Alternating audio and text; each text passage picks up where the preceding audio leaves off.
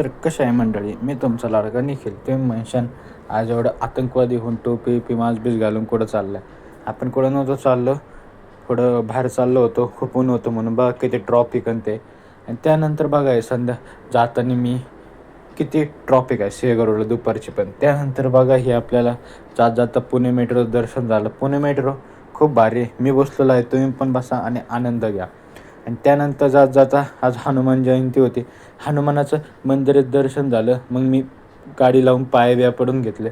आतमधली video त्यांनी काढून नाही दिली म्हणून तुम्हाला बाहेरून दाखवते. त्यानंतर हळूहळू पुढं आलो. हे बघा एफ सीला जाता फुल ट्रॉफिक होते, पोलिस गाड्या काढायला तरी कोण ऐकत नव्हतं.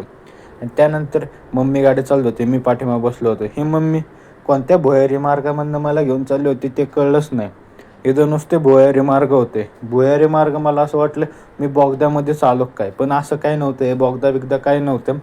इथला आपल्या शिवाजीनगर तिथला छोटासा बोगदा होता. मग त्याच्यामधनं काय मम्मीला म्हणलं लाईट लाव. मस्तपैकी मम्मीने हळूहळू गाडी काढून घेतली. कसं दिवसा पण इथं ॲक्सिडेंट होतात म्हणून थोडं नीट गाडी चालवली. त्यानंतर तुम्ही म्हणशान इथं का आला आहे तू. आपली मम्मी आज गावाला चालली होती, त्यामुळे मम्मीला मी सोडायला आलो होतो. मम्मीला काय बसून दिलं बसमध्ये. त्या संध्याकाळी घरी आलो आणि आत्ता ग्राउंडला गेल्यानंतर या दिदी त्या कुत्र्यांना बिस्किटं देत होतात.